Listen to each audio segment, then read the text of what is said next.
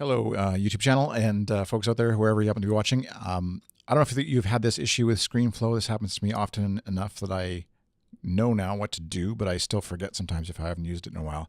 It's not really a bug. It's more of just like a expectation or results not matching up with expectations of what should happen. So sometimes I'll record a video where I have just a webcam and my phone. So I've got top left there. I've got me biting my nails, looks like. Awesome. And then my iPhone over on the right-hand side that I captured with Screenflow. I don't have the desktop recorded. I didn't record the computer at all because I don't need that footage, so just to save space and storage and whatever. But when I add a fade in at the beginning here, you'll notice as I hit play, the phone fades in nicely, but my webcam footage is nowhere to be seen until all of a sudden when it's there.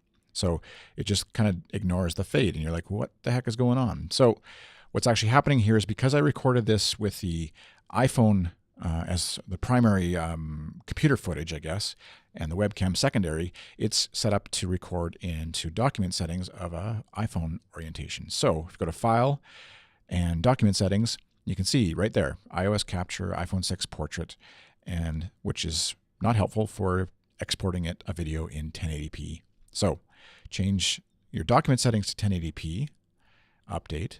Now things kind of move around a bit and you have to reset everything. But move the phone back over there where I had it. And I'm going to zoom out. For some reason the camera is way over here, the webcam. And zoom back in.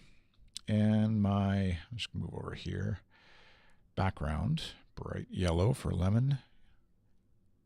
And get that there. And now if I do that, both fade in nicely and you can see me nicely biting my nails in full 1080p glory.